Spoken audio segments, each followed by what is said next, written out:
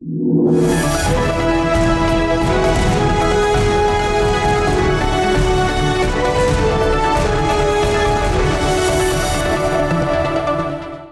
and a very warm welcome to our first Crypto Weekly Wrap, where we get you all the latest news of top events from past week that happened in the cryptoverse. I am Ruchi Sharma. And I'm Manoj Dara. And Ruchi, let's get started with the first story of the day. Yes, of course. Ukrainians are turning to cryptocurrencies for day-to-day cash transactions after the government suspended the use of issuance of e-money to electronic wallets held on platforms such as PayPal and Venmo. A large number of citizens are turning to cryptocurrencies as an answer. Manoj, अगर आज से 6 महीने पहले किसी ने कहा होता कि अगर कोई वॉर सिचुएशन हो जाती है तो ना गोल्ड काम आएगा, ना फिएट करेंसी काम आएगी, कुछ काम आएगा तो सिर्फ क्रिप्टो, तो बहुत से लोगों ने इसे मजाक में उड़ा दिया होता, लेकिन आज यही रियलिटी बन गई है। तो रुचि, में आपको एक है ना पूरा का पूरा हमारे व्यूअर्स के लिए एक पूरा सीक्वेंस में आपको बताता हूँ कि ये रशिया ने फर्स्ट ऑफ ऑल आज 10 डेज कंप्लीट हो गए हैं वॉर को। रशिया ने वॉर डिक्लेयर किया यूक्रेन पर, और उसके बाद में जो सेकंड सीक्वेंस हुआ था कि पूरा ग्लोबल जितने भी देश हैं उन्होंने स्विफ्ट पेमेंट रशिया के साथ में कट कर दिया। दैट मीन्स आप बाहर से पैसे रशिया में नहीं भेज सकते हैं और रशिया के पैसे बाहर नहीं आ सकते, तो एक ब्रॉडर कंसर्न हो गया। एंड जो तीसरा इवेंट जो हुआ था, जो रशिया का जो खुद का जो करेंसी है, जो रबल है, वो बहुत ही ज़्यादा डेप्रिशिएट हो गया, which makes it not a viable thing which can be use for goods and services. कुछ चीज़ें खरीदने के लिए वो वाइबल नहीं था। तो इससे क्या हुआ, चौथी चीज़ ये हुई कि जो रशियन सिटीजन्स हैं they went towards the crypto currencies, and that was a reason why we have seen a spot in the crypto currency market. और वहाँ से लेके एक बहुत बड़ा एक अपसर्ज देखने मिला था, जिसके चलते हुए हम उसे ये इवेंट को हम कहते हैं war related crypto adoption. And इसका जो एक सीक्वेंस है मैं आपको इसके लिए बताना चाहूँगा, क्योंकि जो बिटकॉइन $33,000 से लेकर 45,000 तक का एक स्पॉट देखने मिला था। और एक और इवेंट है, दैट मीन्स उसके बाद में यूक्रेन ने they have started accepting donations via crypto currencies.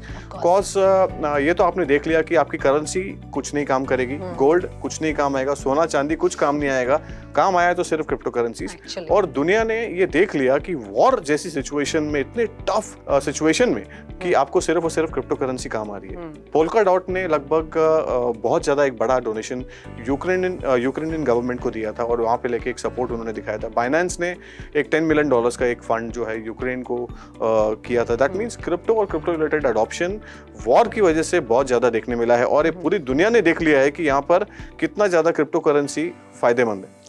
तो अब जो लोग शायद क्रिप्टो से कहीं ना कहीं कतराते थे, अब उनका बहुत ज़्यादा विश्वास जो है वो क्रिप्टो की तरफ बढ़ जाएगा। बिल्कुल। अभी हम चलते हैं अगली स्टोरी की तरफ।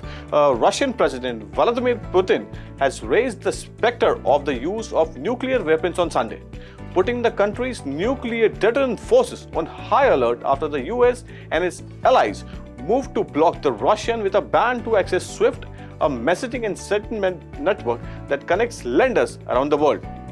Russia at the time declared that being booted out of the SWIFT would be equal to declaration of war.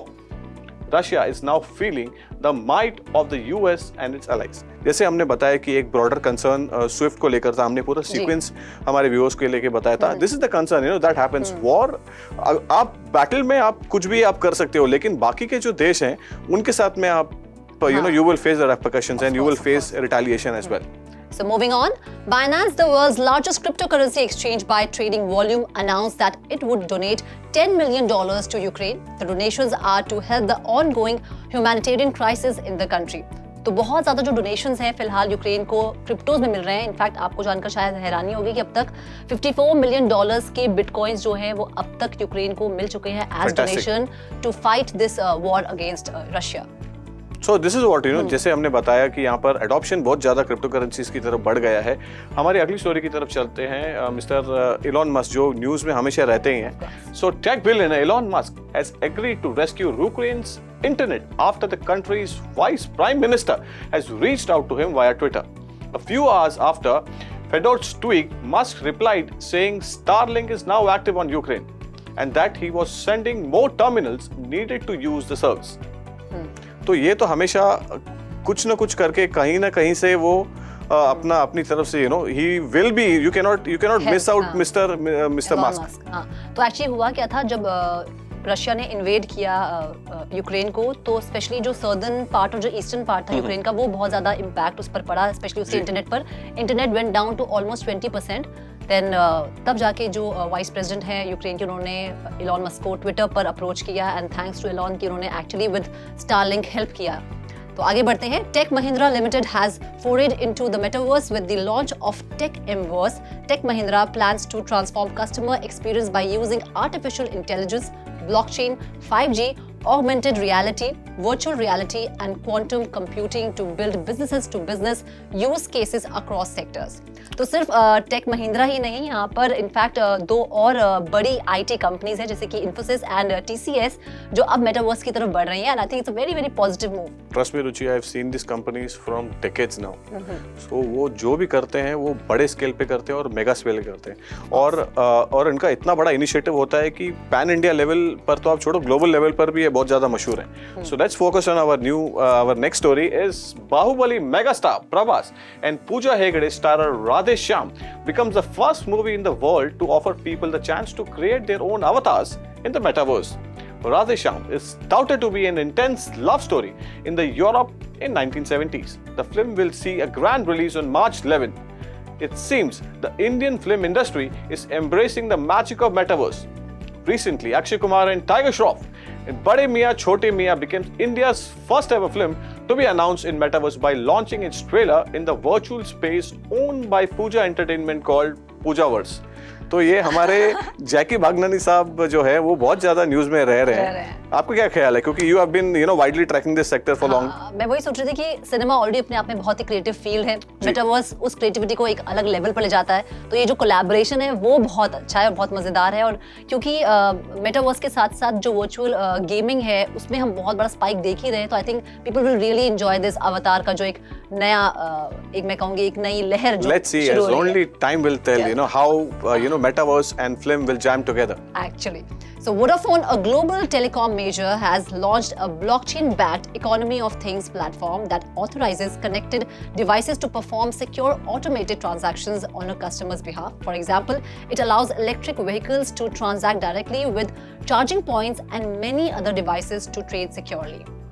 थोड़ा अगर अपने नेटवर्क पे अगर ध्यान देंगे इंडिया में तो बहुत ज्यादा उनको हेल्प करेगा. Although it's a very big initiative, blockchain related activities से एनरोल्ड है वो, तो वो भी देखते हैं कि कितना सक्सेसफुल ये रहता है. हालांकि we will hope that the network improves as well.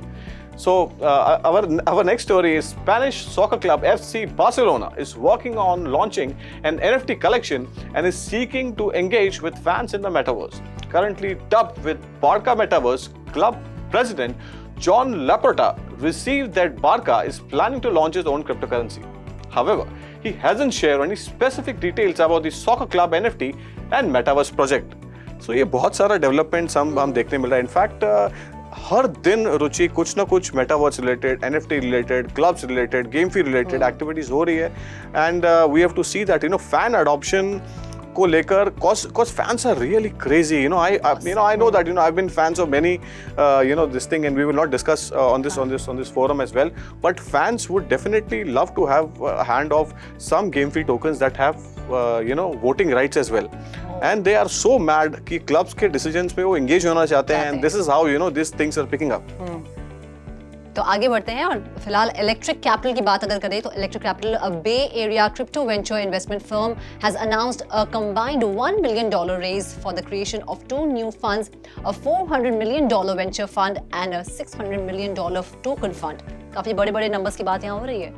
So in fact अगर हम देखने जैसे हम आपको हमारे व्यूअर्स को हमेशा बताते रहते हैं, and we have taken this initiative to educate our viewers. these all developments are part of expansion processes, and when company expands, these all activities are actually lined up. आप फंड रेज करोगे cause this is the sector which is in. So अगर आप वो sector में हैं और there are buyers for your idea, then definitely you will see such upsurge. So आज की आखिरी खबर पर हम रुक करते हैं. E-commerce giant eBay is set to include cryptocurrency payments as an option by next month. eBay has started selling non-fungible tokens since last May. सो अभी eBay ने भी क्रिप्टो करेंसी की तरफ एक इशारा कर दिया है कि वो भी अभी एक्सेप्ट करेंगे। आपका क्या ख्याल है इसमें? जो लोग ऑलरेडी क्रिप्टो में इन्वेस्ट करते हैं और वो सोचते थे क्रिप्टो में सिर्फ वो as a investment it keeps lying there, अब आई थिंक eBay पे बहुत सारी शॉपिंग करने के लिए वो उसको इस्तेमाल कर पाएंगे। Shopping and women's cannot stay. Can they go hand in hand? So shopping and women's, they always go hand in hand. I hope you like this special edition on Crypto TV. This is Manoj Dara. And I am Ruchi Sharma signing off. Do like, share and subscribe to Crypto TV. Have a great day. Keep watching Crypto TV.